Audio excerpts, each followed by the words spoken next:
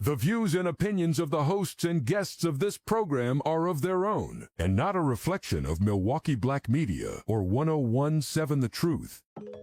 Good afternoon, Milwaukee. You're tuned in to the lunch break on 1017 The Truth, where everything is an option on the menu. And one thing about me, I'm a tough cookie, but I know what I can't do, and I'm not suffering. All right, I fought my whole life. I'm all right. Excuse me, Cletus. Hoppo, who this man? Yeah, I wasn't doing it. So I was like, I'm not paying $1,000 to sleep on somebody's couch. Grab your lunch, hit send on that email, and get ready for the best hour of your day. My way of thinking is that the parents do all they can, but once the kids leave out that door, whatever have you, they make their own decisions. I don't care if you're 9 or 99, it's still your decision about the situations that you get involved yourself in. We talking about taxpaying citizens who look into their taxes. Look into this. We talking about elected officials doing backdoor deals, and somehow she still want to blame immigrants. That's what we talking about right now. We following the money, and you still want to blame black people and immigrants and welfare and all of these things for policies and backdoor deals that put poor people in worse position. Now, live from the American Family Insurance Studio at the 3rd Street Market Hall. Like you said, they want to pad their pockets, but they need a reason to push things through. And I guess the low-hanging fruit is, okay, well, this is a problem, right? Y'all want to fix the problem, and they just hope nobody looks into it like, wait, when did food trucks become an issue? Here are your hosts, Ray Nitty and maybe Shannon.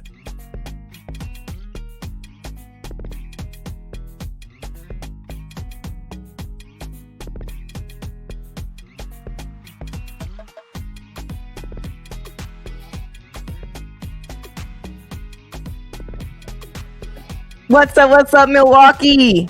It's me, Maybe Shannon, and you are listening to The Lunch Break with Ray, Nitty, and Maybe Shannon on 101.7 The Truth. We got Brother Z holding us down on production and sound. I'm not live from the studio, but Brother Z live from the studio, and we got a very special guest today live from the studio, the American Family. No, he's going to be on VMix too, actually, Shannon. Market Hall. And cousins, I hope you came home today because out on our plate, today's menu is a little wild. So we're going to talk about the horses being rounded up from public lands and concerns about where those horses eventually go or come back. We have a beef recall. About 30,000 pounds of beef got pulled because it didn't go through the proper reinspection. We want to talk a little bit about encounters some birds had at the Milwaukee Public Zoo. And we also want to talk about the no playlist. But before then, we are going to get into an interview. Michael Jaekels, politically homeless. If you guys want to call or text our number, it's 833-212-1017. Remember, this is your table too, so we want to hear from you. Make sure you see what's happening live inside of the studio. Head over to YouTube 101.7 The Truth and jump on that live chat with the rest of our cousins. We're here from 12 to 2, so grab your lunch, get comfortable, because we are serving up news, conversation, opinions. Man, let's get it.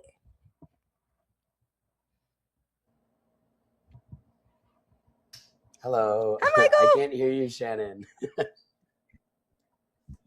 Oh, no. Oh, now I can hear you. Can you? Okay, good. Yeah, I was like, I don't know if she's doing a whole intro. Yeah. All right. So thank you for being here with us. It's always good to have you. Yeah, of course. Sorry, I'm zooming in. I hit the hop tracks on a Lime scooter and I broke my collarbone on Monday. No. Dude, they took me out, bro. What? That's a whole nother conversation to have, the hop track and the Lime scooter conversation. Right outside of the crib, dude. Right outside of the crib. I caught the front wheel and it just took me out. Right in front of MPD, mind you. They didn't even stop. To be fair, I'm pretty sure they just. Yeah. Dude, I busted. Dude, you hear so much about that happening. Like, it's crazy. But oh, dude, I went to the let's ER get and into they were this. all like, yeah, sorry. They were all like, yeah, get off those scooters. It's super dangerous. Yeah. So for the listeners who may be hearing you for the first time, can you introduce yourself and tell us a little bit about Politically Homeless, aka Michael Jaekels? Yeah, hi, my name is Michael. I am Milwaukee born and raised. I'm 28 years old. I do a lot of things. I am a DJ. I'm very involved in the community. I'm also super interested in politics. I went to school for it. And then recently, with a career change, I do not have a social media embargo anymore. So I took the opportunity to kind of be the change that I wanted to see in the community. And so I focus mainly on local issues in Milwaukee and Wisconsin, generally speaking, just because those are a lot of things that are not necessarily represented, or like a lot of people talk about them, but maybe those issues and those viewpoints on those issues aren't necessarily put in channels that make their way to the powers that be to actually affect change. Food trucks being a prime example. I also cover some national stuff, but I've really kind of found my footing in like Milwaukee and Wisconsin locally, just because of the connections and stuff that I have here. It's a lot easier to affect positive change on a local level, and it's something that you can actually see directly, which is awesome. Because like you can talk about things going on in Washington or whatever, but like at the end of the day, we all live in this city. We all have to deal with this community, whether we like it or not. And so I think it's all of our responsibility to do our best to make sure that we're all contributing in the way that we think is important. For sure, for sure. So today we're going to talk a little bit about Wisconsin's governor's race, and we're going to recap and, have you do a little political analyzing, right? Before we get into the individual candidates, how would you describe the current political climate in Wisconsin? I think the current political climate in Wisconsin is very reflective of the current political climate nationally, which is to say a complete disaster. I mean, just look at the name of my profile. I don't think I'm the only person that would consider themselves politically homeless or independent per se. It seems like a lot of people are aligned on issues, and regardless of like who's running, whether it's in like our state or Maine or Kansas or Kentucky or anything like that, for whatever reason, a lot of the candidates don't seem to be super representative of like where the general public agrees. And I think that outside of like dumb culture war, like very specific scenario arguments, I think that most Americans are probably politically aligned more than they have been in the past 20 years currently. It's just because of the echo chambers and like the news organizations, they don't make money if everybody agrees on things. So it is very much up in the air.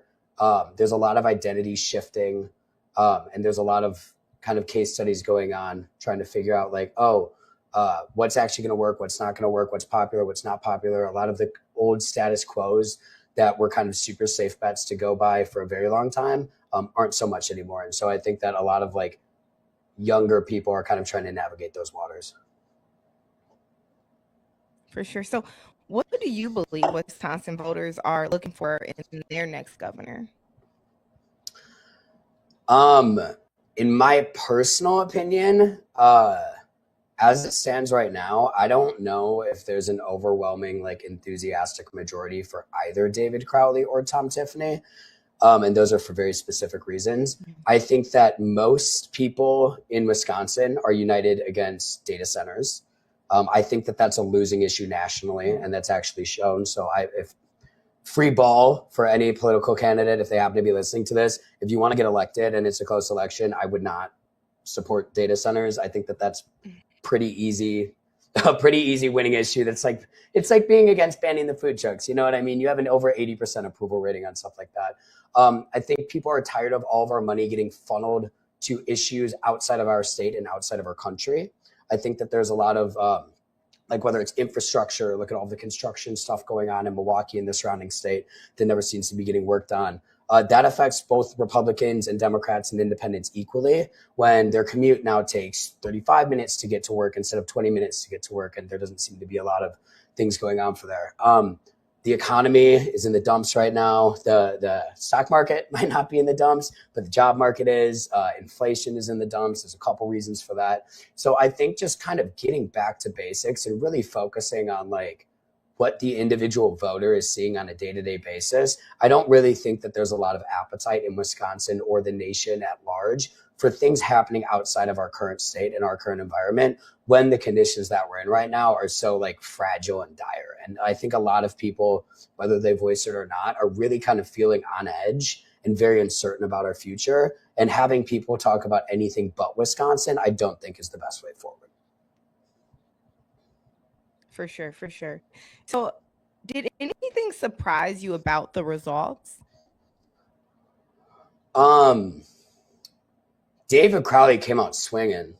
I will say that. I didn't necessarily underestimate that just because of the types of people. Polling's been unreliable for a while now because the types of people who are willing to answer polls are like people like me who are unusually very politically involved and interested. I think that a lot of people saw what was going, some of like the old tweets and some of the old culture war stuff about Francesca Hong, and maybe had like electability concerns. Now, regardless of whether those are true or not, I'm not the best person to kind of comment on that. Yeah. But I know a lot of she seemed to have a lot of ideas, but unlike a lot of big change candidates like Mamdani or El Said, she didn't seem to have a huge track record of being able to actually translate those ideas into policy goals, especially in a state like Wisconsin, where you do have such a Republican stronghold in the state legislature. And so I think a lot of people were worried, and this is just my opinion, I think a lot of people were worried that even if she did get elected, even if they did support her ideas. The unlocked guns in your home. Our guns are stored securely, locked in a safe that the kids can't access. Awesome. Learn how to have the conversation at agreetoagree.org. Brought to you by the Ad Council. Wherever there's a need in our communities, there's a United Way. Improving lives so everyone can thrive. Where more people can gain access to healthcare and nutritious food for their tables.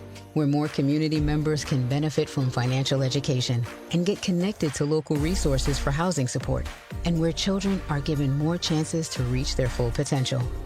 Community is where we find our strength and where we share our hope. United is the way. Visit unitedway.org.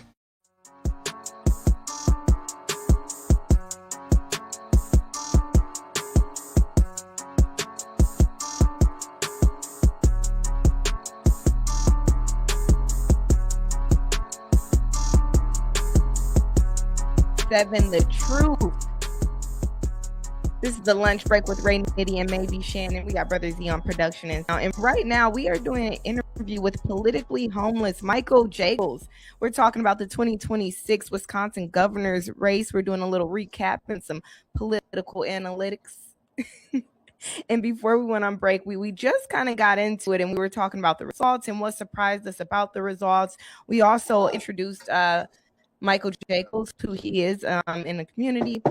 And the next question I was getting into right before break, I wanted to know what he thought worked and didn't work for David Crowley.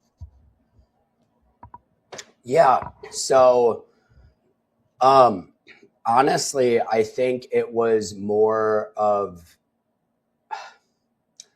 he was probably the least controversial candidate on either side that was polling in double digits, maybe outside of Barnes before he dropped out. One thing that I did I did individual candidate policy breakdowns on each candidate, and I tried to do a good job of like, hey, this is what they're running on, this is their record, here's some potential controversies. I think I did a pretty good job because every video that I did, I had Republicans calling me a commie, I had Democrats calling me a fascist. Every single video I did, you're like, you're obviously voting for this person, you're glazing them. And I'm like, okay, or you hate this person, why didn't you mention this? And so, I mean, there was a lot of people in the race with a lot of, I guess, like kind of controversial pasts. And I think David Crowley, just especially after Sarah Rodriguez dropped out because of her like campaign finance mismanaging, the Democratic establishment wanted to rally around a more traditional candidate. Again, whether that's the right response or not, we will see in November.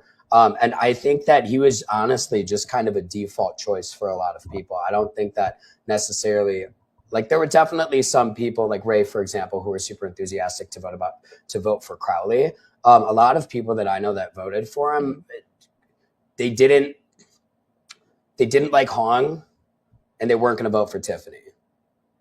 And so they were either not going to vote or they were going to vote for Crowley. That's what my experience was, at least. Like, I mean, he has a pretty decent track record of Milwaukee County executive, especially with how hard things are to get here. He doesn't have a lot of controversies. He's pretty safe. And so I think that, again, with all the uncertainty and everything going forward, I think kind of the safe option was something that people were just comfortable with. Okay. So what was your take on Sarah Rodriguez's campaign? You spoke a little bit about that just a second ago. Someone, what your take on that was? So if you're going to be running for governor of a state, especially when there's a lot of money issues in the United States, you need to be very, very careful to make sure that you have your own money managed. That's something that Sarah Rodriguez had a huge issue with her campaign. I believe she kind of misrepresented a couple $100,000 of accounting issues. I mean, even Francesca Hong, she got a huge dart having the $30,000 in credit card debt that she couldn't pay. And that gives your opponents real opportunities to be like, hey, dude, if you can't even manage $30,000 in debt, how are you going to manage a multi-billion-dollar deficit or surplus? I think Sarah Rodriguez, I don't think she, regardless of her politics, I don't think that she surrounded herself with the right team.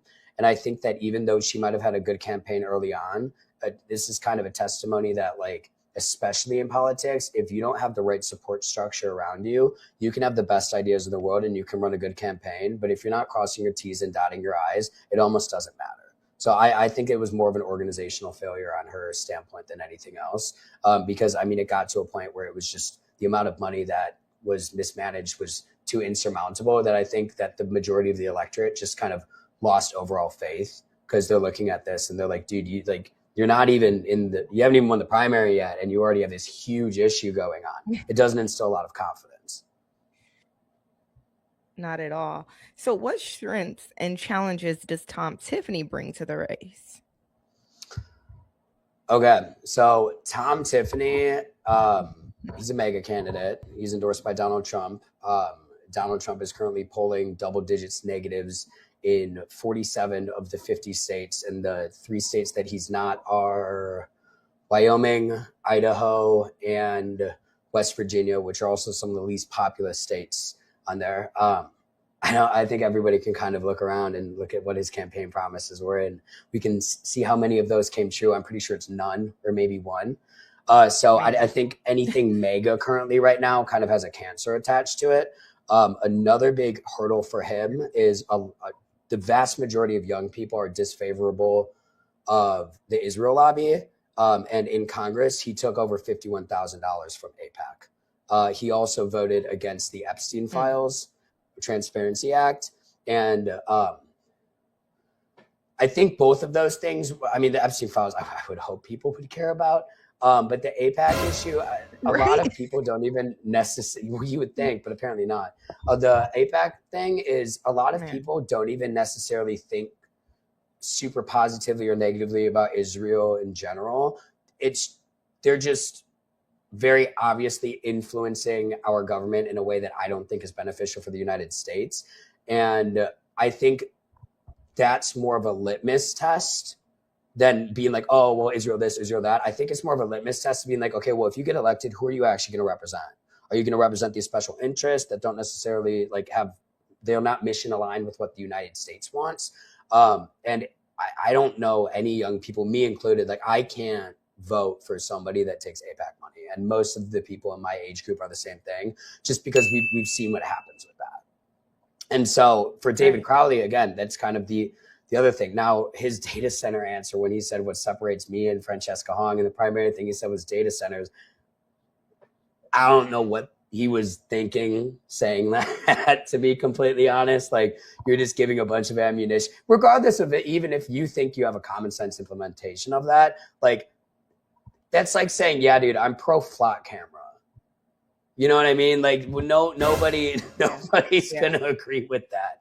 I don't think that that's a winning campaign strategy. It doesn't sound good right now. No, it doesn't sound good right now. And so, I mean, it's just the difference between the two right now. I mean, it kind of seems like I'm going to wait for Crowley's campaign to develop a bit more, but it seems like we're kind of stuck between a rock and a hard place, which we find ourselves all too often in these political races. I think that's one of the reasons why Hong almost beat him. She only lost by like, I think 0.2 or 0.4 points. And if you're looking at like the Democratic Socialists of America, DSA, regardless of what you think about them, you can see that they're making some pretty big headway across the country. I don't agree with a lot of their platform, and I honestly don't think there's definitely people that vote for them that are like, yes, I'm a card carrying socialist and stuff. I don't think the majority of people that, and I might be wrong, but I don't think the majority of people that are actually pushing these DSA candidates are necessarily socialists or communists themselves. I think they're just so disenfranchised with the current system and the safe options and the capitalist options and the normie options, or whatever you want to call it, that it's kind of like Trump in 2016, where like people are just so fed up with the status quo right now that they're willing to take a bet on any potential change candidate, regardless of whether they fully agree with their issues, because people are kind of looking at it and being like, well, what do I have to lose? And I can honestly fully empathize with that. Right. Like, I mean, clearly going with the status quo, I don't think many people would agree right now. It's working out. So what role will Milwaukee play in the general election? Milwaukee has a huge opportunity to make or break the general election. The vast majority of the voter base are boomers or people over 65. Now, that's generally always been the case because they have the most free time, because a lot of them are like retirees and a lot of voting and stuff happens during the day. That's going to entirely depend on how engaged Tiffany or Crowley are able to get young people. Young people can make or break elections, but not if they're not enthusiastic about voting for them. That's one thing that I think Hong did a great job at. She really mobilized the base and she got a lot of grassroots support behind her. We're still ways out from November, but that's not something that I've seen Crowley or Tiffany really do a lot of. And if you're leaving it up to the establishment voter, I really don't know. It's kind of a toss-up right now as to which one's going to win. Whoever is able to energize the voter and energize young people, because that's going to predominantly influence Milwaukee, is probably going to take the cake of the electorate. I don't see either of them doing a lot of work right now to do that. Like, I mean, I think Crowley would be smart to kind of coalesce Francesca Hong as like maybe a campaign advisor or something, or maybe get him to rally for her. Tom Tiffany, I'm going to be completely honest right now. He's so establishment, and with his record right now, I think that the people that are going to vote for him are going to vote for him. I think that unless he comes out with something like maybe a data center moratorium, or like, hey, maybe we need to reconsider flock cameras, or something that are like really hot topic issues with the general populace, I don't know how many people he's going to be able to swing across the aisle just because of his prior record. So I think it's kind of up to Crowley to make or break this race for him. For sure. And before we go on break, how important do you think the Black voter turnout is? I think it's very important. The Black populace has a very unique aspect in that they are very ride or die. You guys have a fantastic consensus, and that kind of speaks to the level of community that you guys share, that like, hey, you guys can kind of all come to an agreement, and you have the capability to make or break elections. And so that's something that, I mean, you can kind of see, especially in any swing state, regardless of whether it's Wisconsin or not. If it's a close election, everybody kind of like panders to or campaigns towards the Black community, because I mean, like, look, I think Obama won with like a 96 percentile. No other demographic breakdown group is capable of kind of organizing to that aspect. So I mean, if you can get the Black vote and you can get them to mobilize and you can get them to really believe in your campaign, I think history's shown that that's that's a win or lose demographic that you can get. It's just the problem is like, because of the history of everything that has gone on, they're a lot more skeptical, which I don't blame them. They're a lot more skeptical than the average demographic. To children sharpens their listening skills, expands their vocabularies, and nurtures a lifelong love of reading. That's why reading is fundamental. The nation's leading children's literacy nonprofit offers free monthly read-alouds by popular authors through its Rally to Read program. Visit rallytoread.org to watch the read-alouds and discover exciting reading activities for school and home. Visit rallytoread.org today. Rally to read!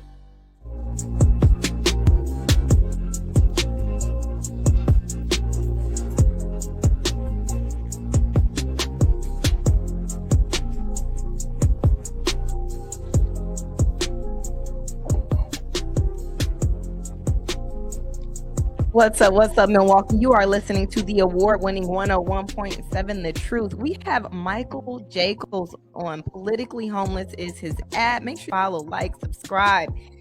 Right now, we are getting deep into the governor's race recap.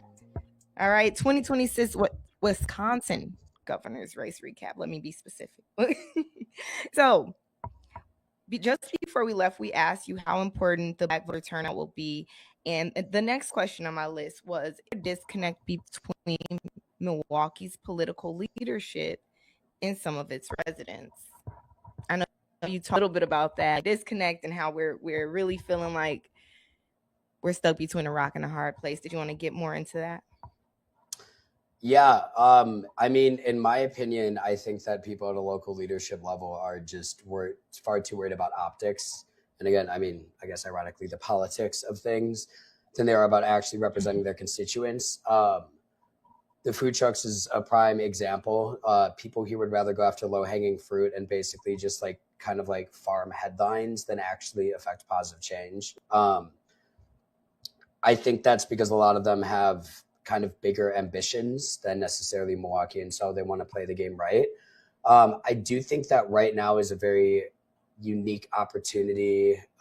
And again, a lot of the things I'm talking about Milwaukee, I think do kind of span out and apply nationally just because of how like upset and disgruntled the vast majority of people are right now.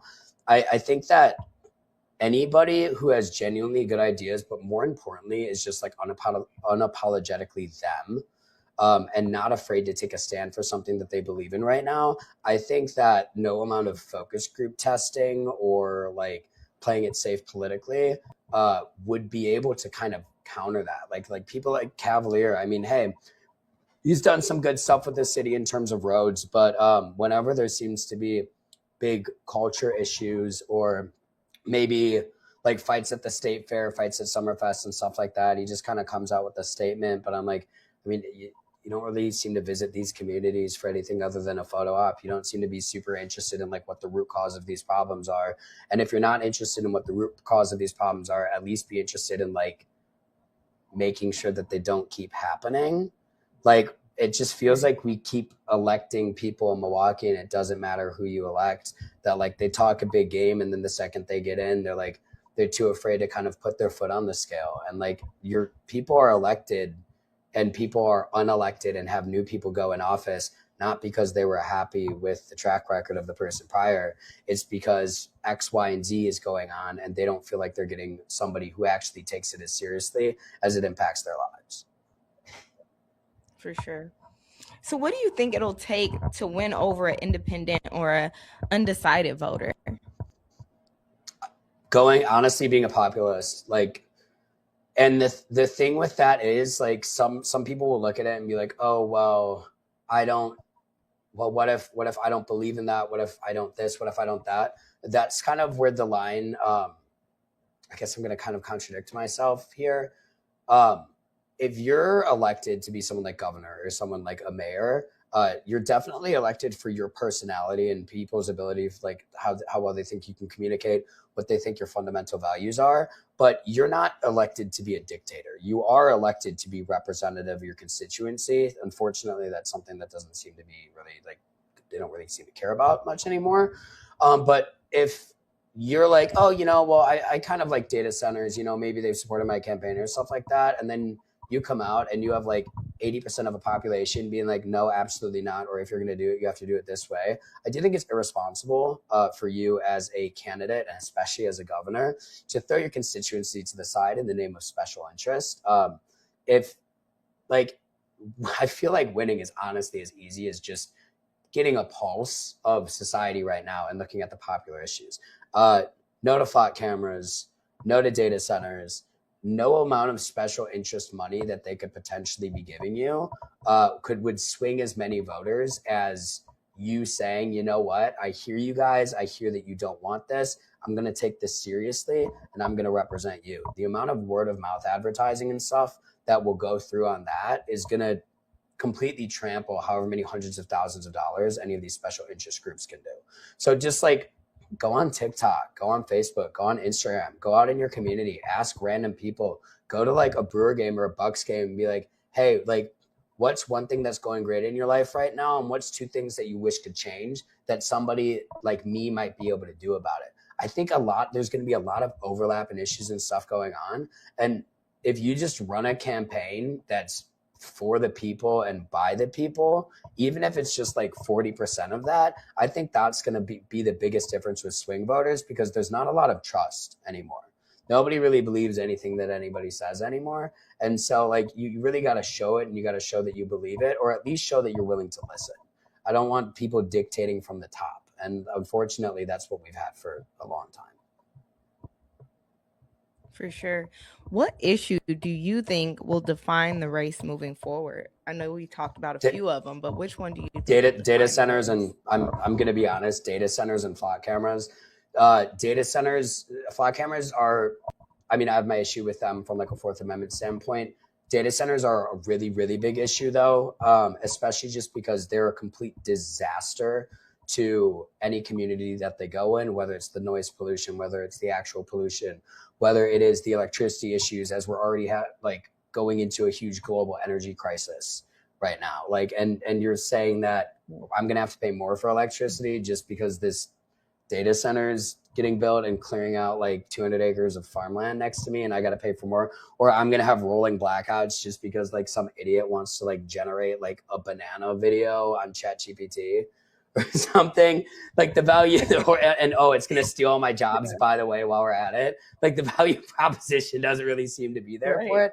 And Wisconsin is very uniquely positioned, as you can see with everything that's going on, with how much lakes we have and how much fresh water we have and how much undeveloped land that we have. It's going to be very easy for people in power, if the community doesn't apply pressure to it, for our state to turn into a state like Virginia, where people are seeing 13% increases or 1,300% increases in their energy bills. And they're going from literally like $130, $200 to over $900 a month and becoming unsustainable. Oh, and by the way, I'm old enough to remember when we had to start getting hybrids and electric cars and paper straws and everything because we were so concerned about the environment. And then all of a sudden, save the turtles. They're just like, oh yeah, save the turtles, but like build a data center in their habitat, and it doesn't matter. Like I'm like, wait a second, what happened to like climate change or global warming? Aren't we having fires every single year? Like I wasn't able to breathe for a week in Milwaukee, and like we're like, you know what, we need more of that. So like common sense things. Yeah, we need more. Yeah, we need more fires every year. What do you think each side? What do you think each side needs to do a little differently heading into November? They need to campaign for the people. Like Tom Tiffany, especially. Like if you want to get any swing voters, dude, you've got to. I mean, you can't untake the APAC money, but you've got to distance yourself and make some commitments for that. I think he has a huge opportunity, unless Crowley pivots, to become the anti-data center guy. That's something that a lot of Republicans have kind of been pushing. They call him like, what have they been calling him? Like data center Crowley or something. But you're giving them free ammo. No, it's not a good nickname. He needs, like, each kind of has their own like red line going against them right now. And again, the Tiffany one, the Epstein files, is not a good thing. He needs to clarify that. I think moving away from the mega base would be good right now, considering how wildly unpopular they are. We've been seeing in the midterms right now. Trump used to be a golden ticket if you wanted to get elected. It's kind of been the opposite recently, and I think that Tiffany would be wise to realize that if he actually wants to win and get some swing voters. And at the same time, Crowley needs to define who he is as a person and who he's going to be as a candidate. Like, even in my research, I couldn't find a lot of unique things about him or like things about who he actually is as a person, which is one of the reasons why he is the safe candidate. But people don't want to vote for a safe candidate right now. Like, safe is what got us into the position that we're at right now. We need someone who's willing to fight for us. And if people are able to kind of like define their personality, regardless of what side of the aisle I'm right now, being like, hey, these aren't left or right issues. These are Wisconsin issues, or these are Milwaukee issues, or these are family issues, or these are like cost of living issues. I think that if you look at what people care about right now, people are willing to vote for almost anybody as long as they're not selling themselves out directly to people who don't have the same interests as us, and are just focused on making everybody's life easier, more affordable, and less miserable. For sure. So before we go to break, I've got another question. What is your prediction for November? If you feel comfortable letting the people know. I don't know. I mean, it's as it stands right now, it's a toss-up. And I think that that's more of a opportunity thing than anything else. Again, I doubt Tiffany's going to listen to what what do I know? You know what I mean? I might be wrong. I doubt Tiffany's going to listen to any of what I have to say about bridging the gap. He might do the data center thing, but that's about it. He's pretty ingrained with his voter base. The people that are going to vote for Tiffany are pretty much just going to vote for Tiffany anyways. I think the ball's really in Crowley's court to really see if he can actually rise to the occasion and become a populist candidate, and really champion issues that average Wisconsin residents are feeling right now. Because as it stands right now, nationally, it's the Democrats' chance to win. Republicans are super disenfranchised right now after the Trump administration winning and then 180ing, I think, more than any president in U.S. history on all of its campaign promises. So I don't think many Republicans are very excited to vote right now, whereas Democrats could get very excited to vote. I mean, look at how many DSA candidates are getting elected or almost getting elected right now. That shows an absolute hunger. And I think that that's a great opportunity for the Democrats to capitalize on populist talking points. Because I mean, I think Tiffany's just going to ride it out. And I think that Tiffany could win if Crowley keeps doing what he's doing right now, to be honest, because I don't see that much different between them in terms of what like they're actually going to do. It's Crowley's race to win if he wants to win it.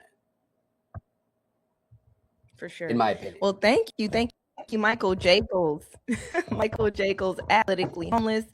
We will be right back after these. We'll have Michael back. If you guys want to call in 833-212-10. Supporters like you, thank you.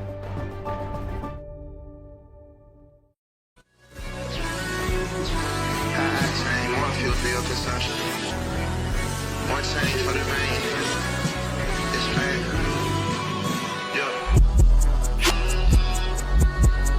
On the highway and I'm thinking that I love her. On the highway and I'm thinking that ain't no rubber. On the highway with my significant lover.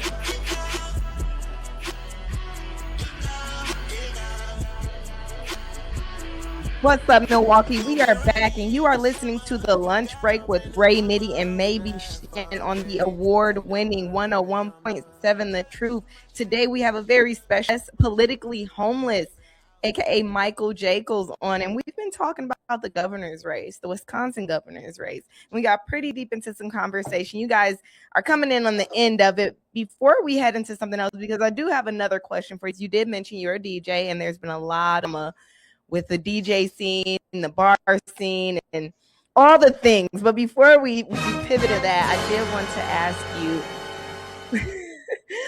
what do you think the voters should be paying close attention now into November? What should our voters be paying attention to? Number one, affordability. I think affordability is the biggest issue right now.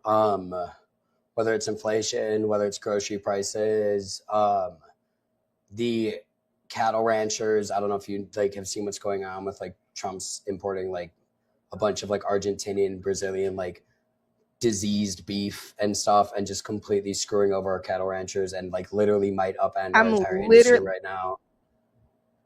That's literally on my list of things to talk about. I kid you not. I was like, what is happening here? So that's one of their that's one of his core demographic people, and their industry is getting completely blown up right now. But again, it kind of goes in on the affordability. Like I think that this is a very politically charged phrase, but it shouldn't be, because it was taken by people that I don't think actually believe in it. I think that America first should be focused on it. Like, I don't think we should be meddling with other countries right now. I don't think we should be supporting other countries right now. You got to clean your own room before you fix the world. And our room looks like we just got robbed. Like we have affordability, data centers, flat cameras, groceries, electricity bills, like all of these things right now that the average American, like, I can turn off my TV and ignore culture wars issues. You know what I mean? Like, and I think that's how a lot of people vote. Hey, if I turn off my TV and I don't know who said what, is my life going to be negatively or positively impacted? With a lot of presidencies prior to this, no. This one, yes. There's not going to be a lot that you can do to kind of curb, I guess, what's going on in the White House right now, whether you like it or dislike it. And so looking at what any candidate in Wisconsin is running on and seeing what their plan is to actually help Wisconsinites, and more importantly, the plan of how they're going to help Wisconsinites. Anybody can have ideas, but again, unless you actually have like a cold hard plan where you can actually translate that into positive change, I think people should be very wary of it. For sure. Okay. Thank you for that.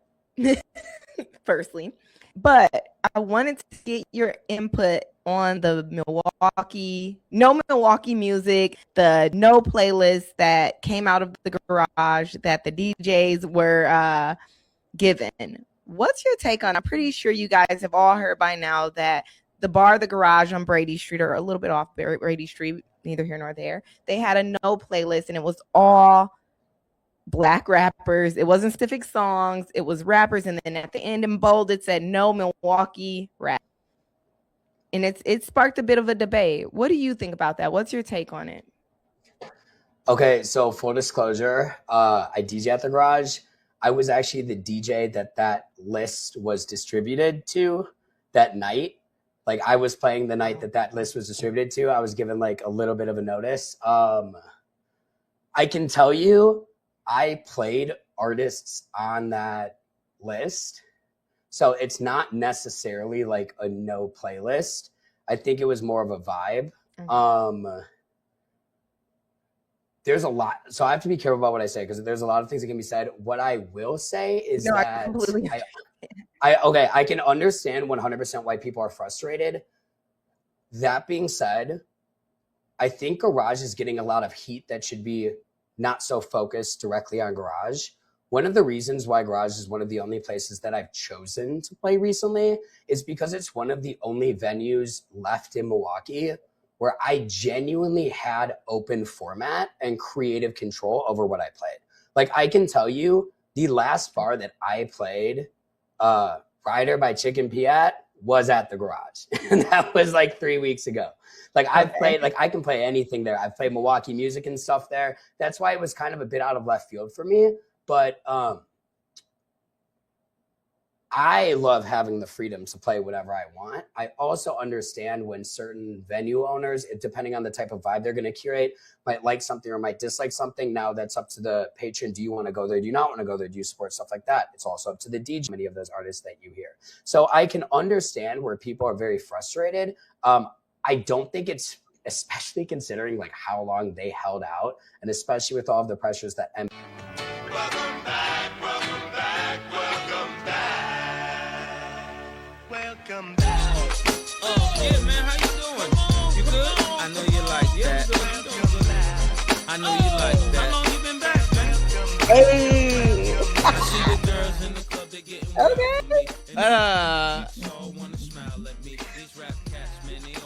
What's up? What's up? You are listening to 101.7 The Truth. If you guys want to call in, the number to dial is 832-121-1017. Hop chat. Head over to YouTube. Talk to us. Join our cousins over there on YouTube. Right now, we just ended an interview with Michael Jaekels, politically homeless. It was a really good interview. We talked about the governor's race and what each candidate can do to get ahead. We talked about a lot of things. Make sure you guys check us out. We're on YouTube, so you can rewatch it if you need to. But before we left, we asked Michael Jaekels what he thought of the no playlist. And I wanted to bring that up again just because what he said was actually very true. They are not the only bar to do something like that. And I do that they have a lot of pressures, outside pressures, to play other things, like people attacking places or demographics that actually don't problems, right? And I thought the question that I asked at the end about fights breaking out to those songs is that what he's witnessing? And he said no, because a lot of what I'm seeing on Facebook is people that do agree are like, well, that's probably because every time they play it, they're fighting. So I thought it was a very important question to ask, because he does play at the garage and he does play on Water Street and he does play downtown. So that was very important to ask. And I think after my segment about it that wasn't last week. I'm sorry. That was Tuesday. I've had a long week, y'all. You have. It's been like 2 weeks in Vegas, basically. Right? I've had so many weeks. I've lived many lives, y'all. And I think I bring that up because I know people hate when I start talking about Vegas and da-da-da-da, whatever. They like, you ain't live here. You ain't from Milwaukee. But it's important to have this perspective because I know a bunch of these out here. And it's embarrassing actually for them to hit me up and be like, yo, is this real? They can't believe y'all doing this type of stuff. Like it's actually disheartening, right? So for those of you that don't know, I'm going to circle back. The story we talked about earlier this week traveled far beyond Milwaukee, right? We talked about the garage on Brady Street and that viral no play list, a list telling DJs not to play a long list of hip hop artists featuring Lil Wayne, Future, Glorilla, Travis Scott, Lil Baby, Migos, 2 Chainz. And I know it feels like we're beating a dead horse, pun intended, because we're going to talk about them horses they've been gathering up and slaughtering. But that's a different, that's for later. But this list went viral. DJs were reportedly told the restrictions were effective immediately, including remixes, and not following the rules could jeopardize their gigs. The garage later said that the list was created by an employee and wasn't approved by ownership. Ownership said the intention was to reduce music containing references to guns, violence, and create a more relaxed atmosphere. And they admitted that banning an entire art is wrong, or the wrong way to go about it, right? And like I said, people have been hitting Vegas, and I'm talking to friends of mine who are huge DJs out here, and they can't believe that this type of thing is real.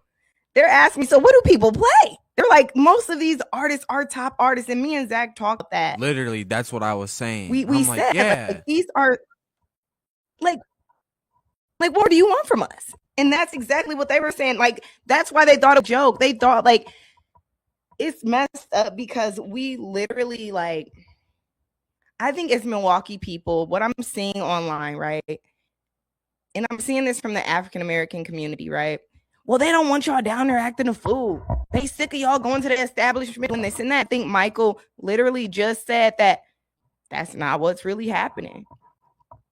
So that can be dead. And then they're like, well, find a different place to go. Okay, fine. But it's bigger than just finding a different place to go. When, like Michael said, there are places on Water Street that do it. I said that. I was saying, do y'all remember a time they would literally like be like, don't wear this. And it's everything that y'all know is popping in the Black community at the time. Whatever y'all could think of that y'all think Black people wear. I said the last time, they gonna tell me like no box braids and no lace fronts. And then they gonna be like, well, it's not racist. We don't want tumbleweaves around the property, whatever.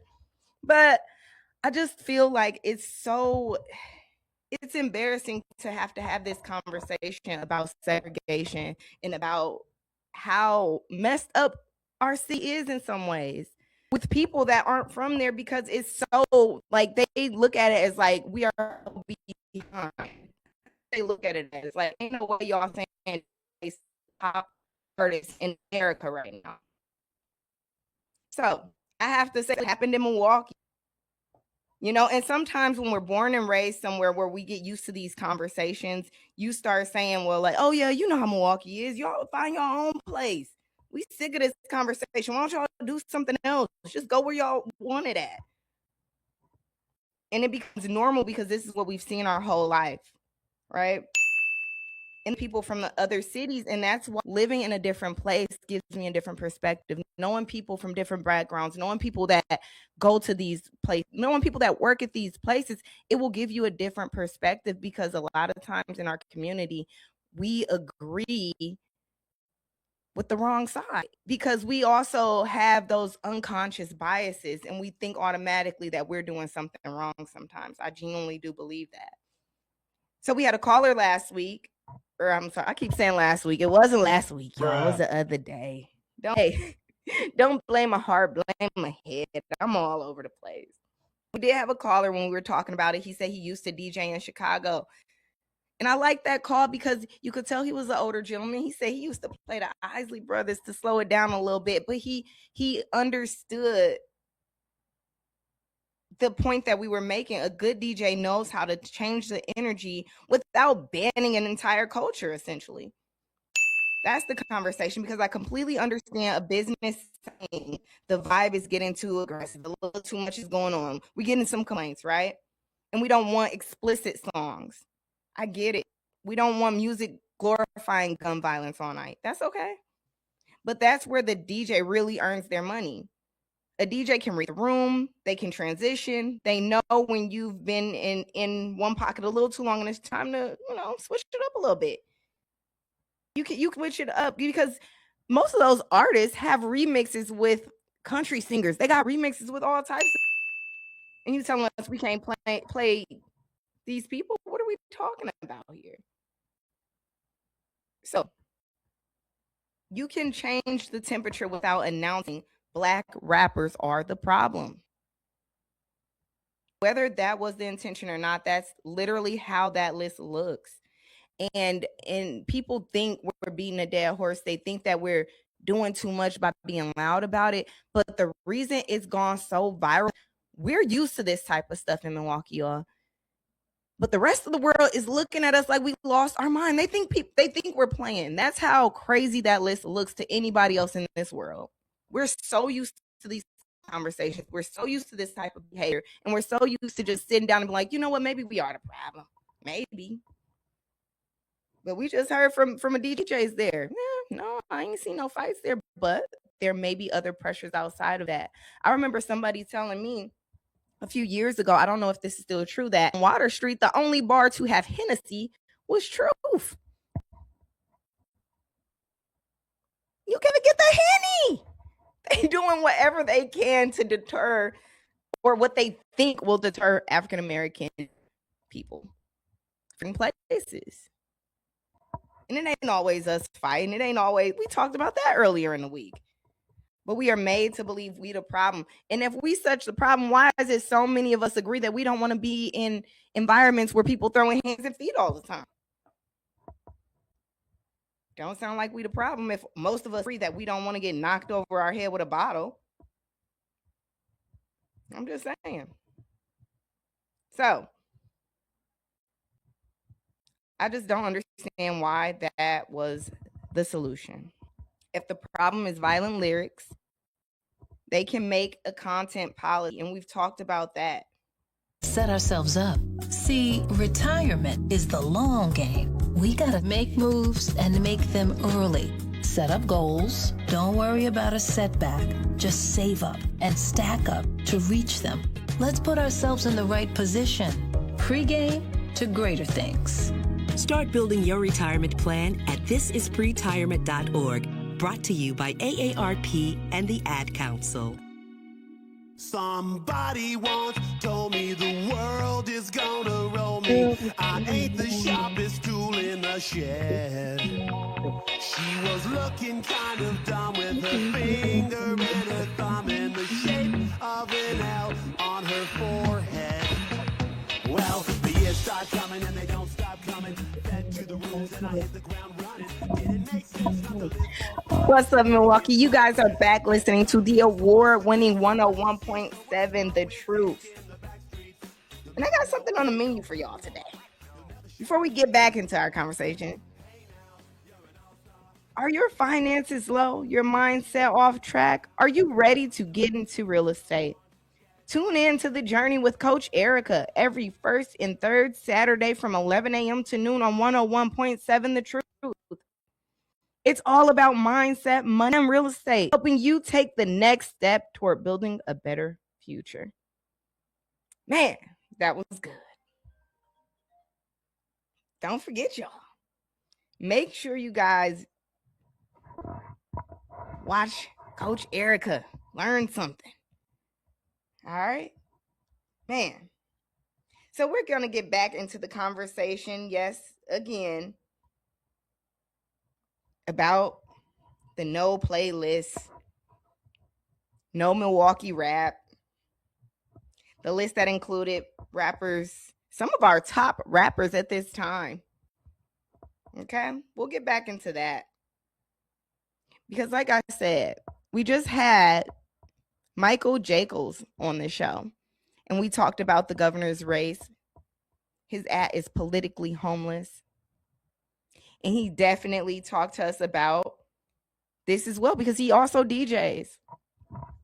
And he's DJ'd at the garage. And he said that he has not experienced fights while playing hip-hop artists.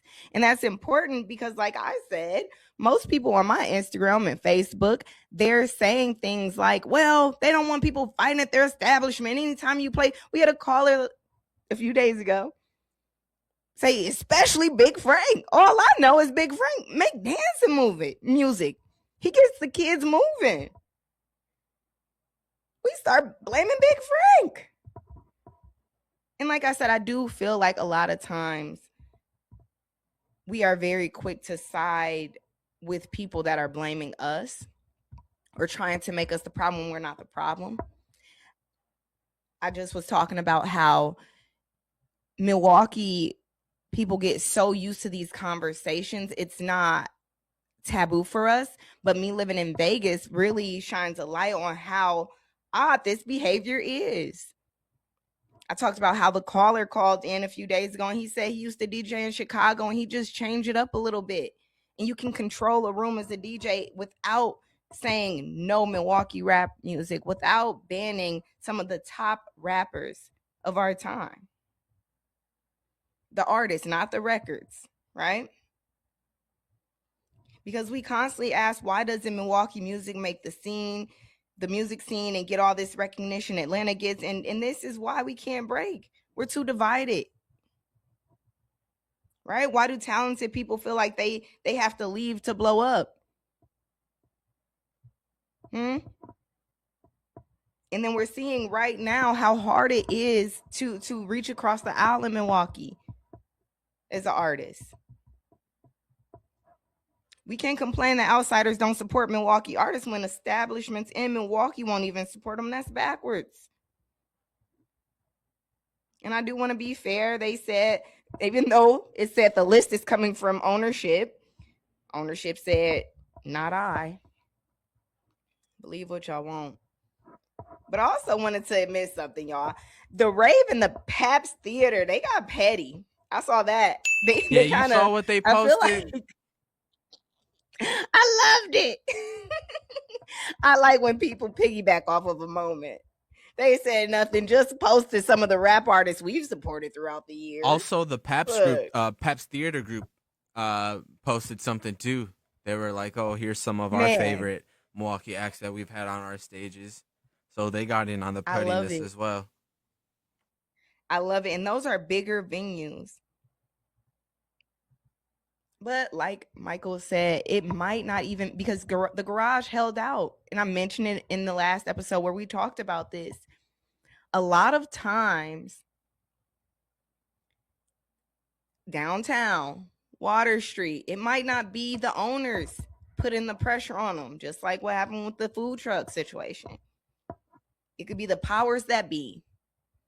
Because like I said, a lot of those bars on Water Street, I don't know if it's still a thing, but when I was living there, the only one to serve Henny was the only black owned one, and they barely wanted them to be there. You know what I'm saying? Think about that. A lot of those clubs, they would have really odd rules, very specific to black people. You can't get in here. Don't wear this, don't do that. Just saying. But yeah, I think the bigger conversation here is what makes a DJ, crowd control without making the crowd feel controlled is an art, right? And I got a question. What point does a business setting the vibe cross the line into discriminating against the culture or the people associated with that music? 833-212-1017. Milwaukee, talk to me. I know the other day you guys had a lot to say. A few people agreed with the rules and the policy, but now that you guys hear that it was actually not us fighting in there, that was the problem. Because I was thinking, okay, well, maybe there was an uptick of violence happening while those songs were playing, but it's been confirmed, no, that ain't it. That ain't it. I mean, you heard Michael. He said he was playing Every Time We Touch when a fight broke out at the Heart. And like we said the other day, wrong. New York was playing Halo by Beyonce in the club once, and a fight broke out. Like, I don't those get songs it might be easy to take those wrong. When they said Every Time We Touch, they probably thought start throwing hands. In Halo, they probably was like, you know what, we gonna send you up there. That's probably what happened. I don't know. But I'll let y'all eat y'all lunch, because I also wanted to get into something else that happened in Milwaukee. I think this was a day or two ago. A kid got into a zoo exhibit, or enclosure, I should say. Right? How did he get inside the zoo enclosure? There's a video circulating of a 13-year-old boy inside of the African Savannah exhibit at the Milwaukee County Zoo. He's running around near southern ground hornbills, holding a stick and chasing the birds. All right. I want to be careful here, because online they said he was beating the birds and all this and that, because that also has gone viral. Milwaukee been really going viral lately, y'all. We all over the place. Y'all got me doing a lot of explaining out here. They like, this really happened? I'm like, you know, I can only be a representative so much. Okay. They said he was beating the birds, but the reports confirmed that he was chasing them with a stick. Thankfully, no animals and no people were injured. The entire incident reportedly lasted only a few minutes, but there are 2 or 3 minutes inside of an animal habitat, right? And that can become dangerous really, really quickly inside of an animal habitat. And then you got some animals too that they, like, if you scare them, they will die. So that's super, like, yeah, he probably wasn't beating them, but he was chasing them. He was causing them distress. He was stressing them birds out.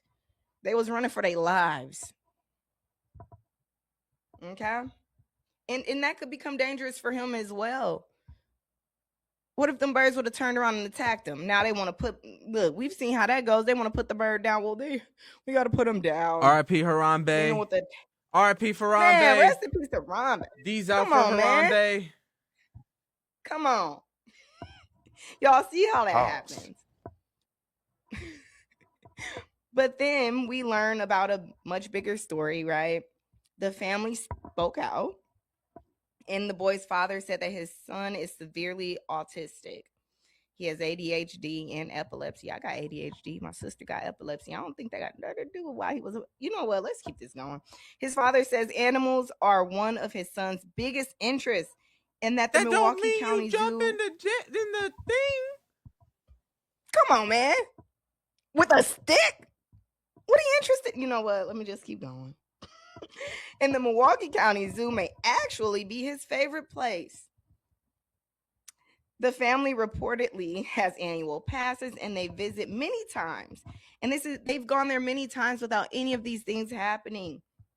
That day, he was with his grandmother and a caregiver while his parents were working. According to his father, everything had been just fine until near the end of that visit when his son suddenly broke away.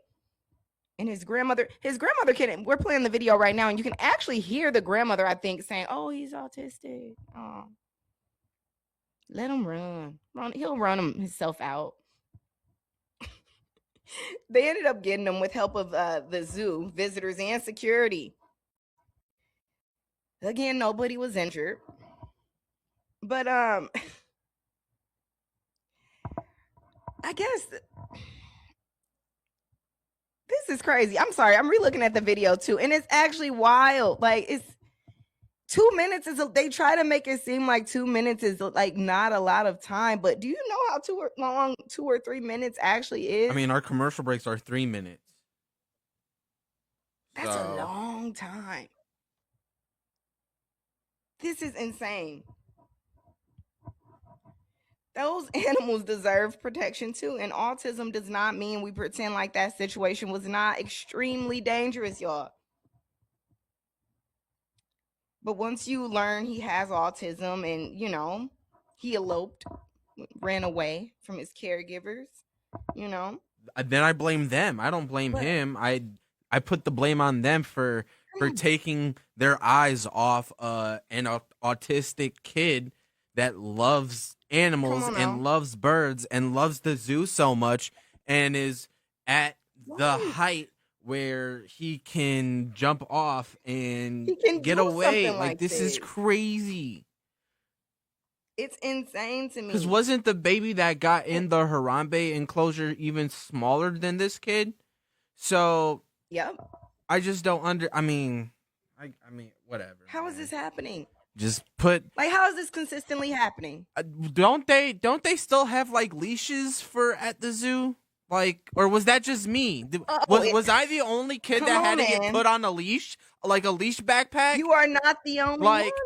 Listen, stop playing with me. Now that I think about it, I think it was a monkey backpack. And listen, they make it look like something else, like a backpack, and it got a leash attached. They got the little arm animal ones. You on got it. options. So it's just I don't like, care if what you're are a we teenager. doing? Strap him into a stroller. That too. They got bigger strollers for. Do what you gotta do to protect your child, especially if he's special needs. Man, that could have ended out like so bad, bro. Imagine if it wasn't a bird history of eloping. He's a teenager, so I believe that history may have developed far before this incident. It had to. Okay. And I will say, yes, autism is a spectrum. So, you know, different impulse controls, different level of independence or ability to understand danger, all that, right? True. But like I said, when you know you have a child that has special needs, you have a very special job now. Okay? And honestly, like, I don't understand how he got into, like, how did he get in there? Like, it takes a little time to get over there. Y'all know that, right? So 3 minutes inside the cage. How long did it take him to climb it? I know he ain't got Jordan hops. His legs don't look that strong. He didn't just clear the fence. Come on, man. And if he dropped, that's a far drop. That's a far look how high up that is. Climbing over and then jumping down from that cement. Crazy. And then where'd he get a stick? Look at him. Come here, little turkey. Probably from in there. I mean, there's a tree right there. Probably picked it from up under the tree. Insane. And like I said, I do think it's an adult's responsibility for him to have been safe, and they should have watched him far more closely. I do understand that he's autistic. I do, and I understand his love of animals. But like we just said, has he attempted this before? Has he run away before? Has he shown these behaviors that he'll get fixated on an animal and go after him? I'm pretty sure if he's in there chasing him with a stick and he has this love for animals, this is crazy. And there should be special accommodations for kids that are eloping. I don't know. I think a lot of people are too embarrassed to like put their kid on a backpack, put their kid on a leash, put their kid in a stroller. I'll do it. If it means my child's safety, I don't care how y'all looking at me. I'm going to put my baby in a stroller, a leash, a headlock. I don't care. You coming with me, boo. Come on now. So, Bystanders in the same space through secondhand exposure. Vaping emissions can also accumulate on clothes, hair, dust, and furniture, leading to exposure risks to bystanders of all ages. And vaping around a pregnant person can lead to serious health impacts on fetal and childhood development. Enough with the puff. Learn more at ul.org/vaping.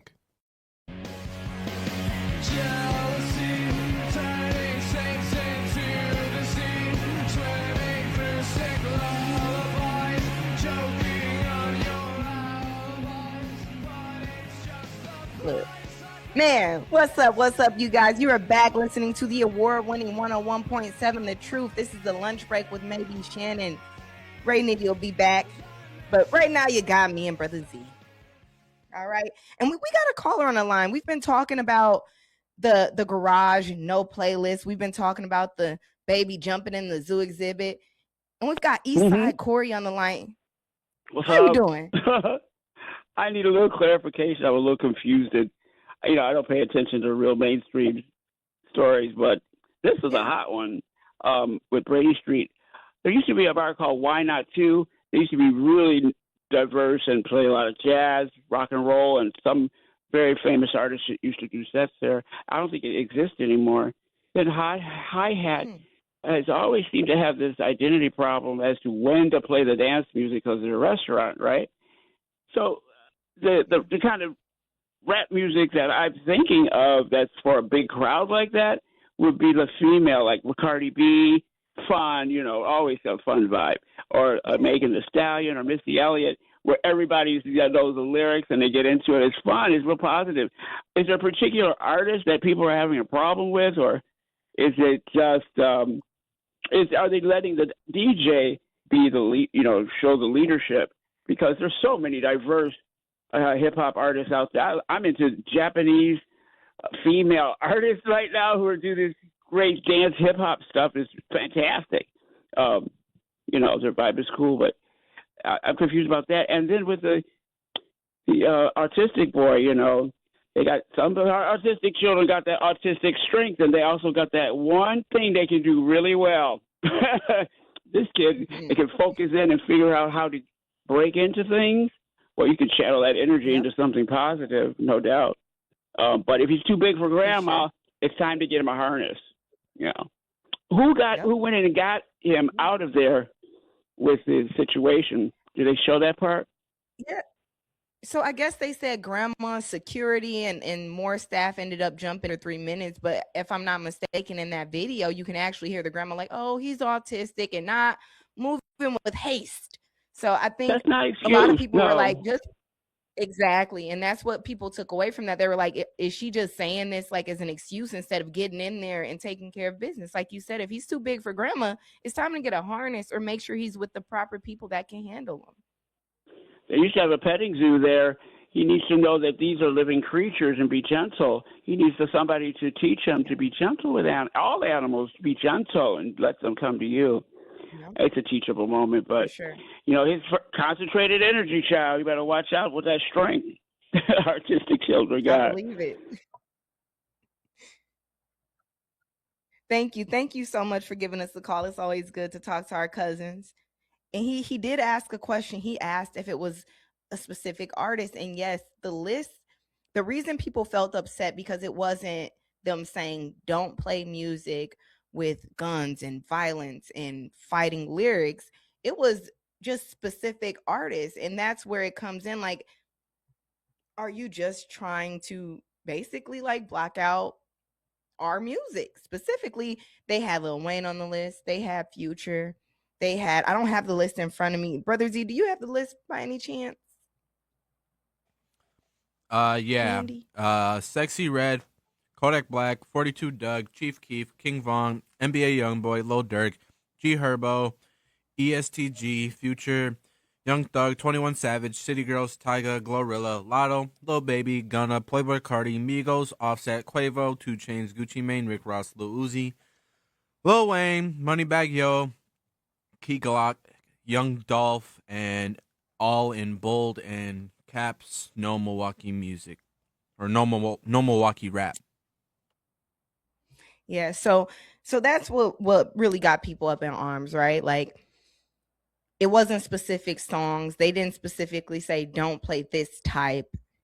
They just named these artists without actually, like, I feel like without reason, honestly. And now that we've talked to somebody that's DJ there, that does DJ there, and we know that those songs or those artists specifically aren't causing the fights, it just makes you feel like there's a bigger issue downtown on Brady, on 3rd, that they just don't want us there. And there probably is pressures from outside powers that be, right? That are like, man, we got to figure something out. And then they just, like we said before, go after the low-hanging fruit to act like they're doing something to stop what's going on. But a lot of the times when people are getting in trouble at these bars, on Water, on Brady, it's not really even the people inside. It's the people hanging outside. It's the kids with nothing to do. Right? So that's the conversation we were having.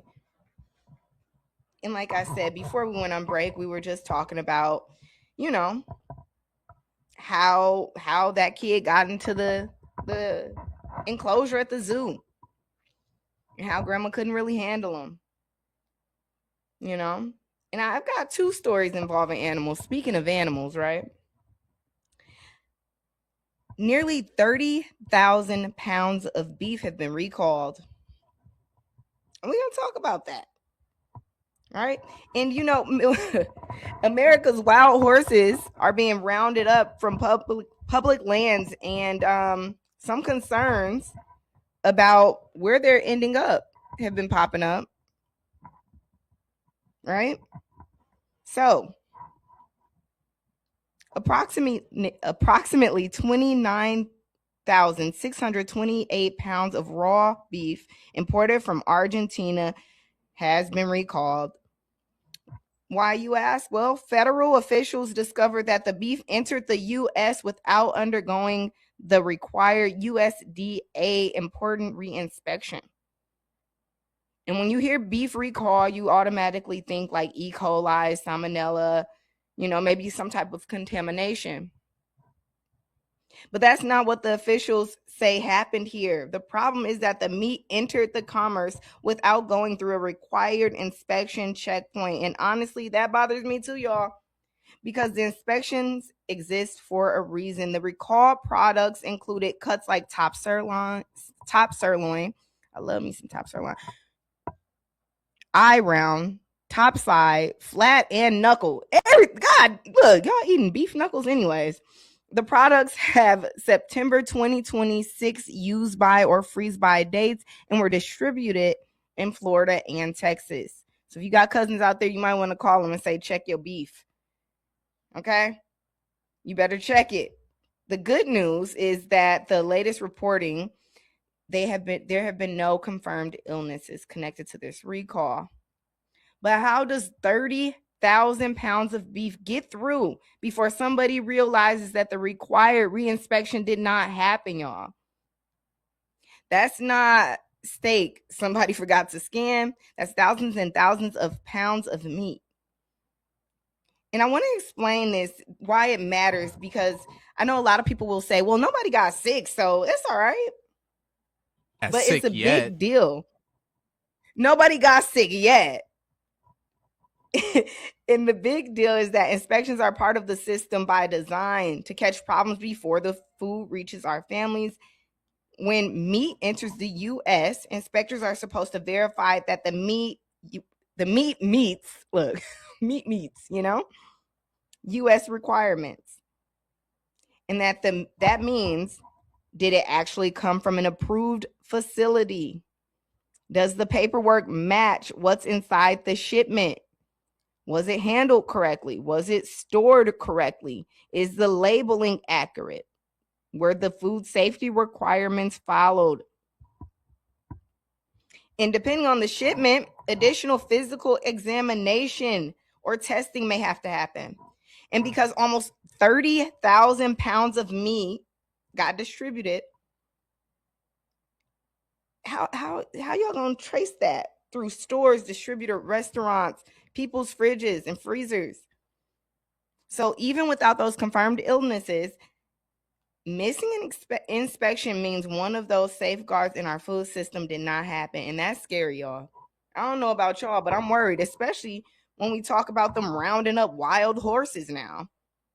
That's two separate stories that's happening at the same time. Almost 30,000 pounds of meat got past a checkpoint that is needed to make sure we eating safe food. Man. So now on to the wild horses. Because when we think about American wild Mustangs, we think about freedom and the West open land, right? They sold it to us like that, right? The beautiful like image of like a horse galloping through the wild, right? We're going to talk about this. We're going to talk about why some people are upset that they're rounding them up now. We'll be back. That's finishyourdiploma.org. Brought to you by the Dollar General Literacy Foundation and the Ad Council. Horses in my car got me going fast. I just wanna do the dash. Put my pedal to the gas. Going so fast, hope I don't crash. One false move that could be my last. All these horses in my car got me going fast. What's up? What's up? You are listening to The Lunch Break on 101.7 The Truth. And I got a little something on the menu for you. Looking to discover and support local businesses in our community? Then make sure you tune in every Friday at 8 a.m. to The Truth in the Morning with Homer Blow and Bailey Coleman for What the Business Is, powered by We Energies. Each week, you'll hear from local business owners as they share what their business is, where they are located, and one valuable lesson they've learned along the way. We Energies is proud to help power local businesses in the communities they serve. Don't miss What the Business Is every Friday at 8 a.m. only on The Truth in the Morning with Homer Blow and Bailey Coleman. Powered by We Energies, delivering the energy that powers local business. Man, that was good. It's been a good day, man. We had our dear friend Michael Jaekels on, Politically Homeless. He talked to us about the governor's race. He also got into what's going on with the list from the garage that's been going viral, that has reached many, many states, that everybody is talking about. We've got celebrities sharing that list. We've got people that I know from out of town asking if it's real, what's going on in Milwaukee. And then we got into our food recalls once again. They got 30,000 pounds of beef being recalled because it wasn't inspected when it got to the U.S. They just sent it out for us to nibble on. Then we started talking about them rounding up horses that they hyped up to just be the wild horses, the Mustangs that, we watched dilly-dallying in the wild. They rounded them up now. I guess we might be nibbling on their ankles. That's probably what they sent to us. Who knows? We don't talk about that, though. Let's kick it to the chat. We got Jasmine Jazz West, my jam. Hey, now, you're a rock star. Brother Z played that coming back from a break. We got Politically Homeless. Allegedly, the kid is super autistic. Yep, that was confirmed, I believe, by the father. DVJ73, I'm hoping the pets are safe where he lives. Do they have any? Jasmine Jazz West said, why not? Bar is open on Van Buren. We had a caller that asked if that bar is still open. Jasmine Jazz West said, even autistic kids are strong, so I know he's strong. They do be strong. I be arm wrestling my autistic nephew. That's my boy.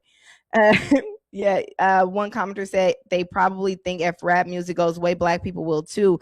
They basically don't want us around. And we talked about that. That's what we talked about. I'm just saying. They call it, look, Jasmine Jazz West said, how is that song too ghetto? That's my jam.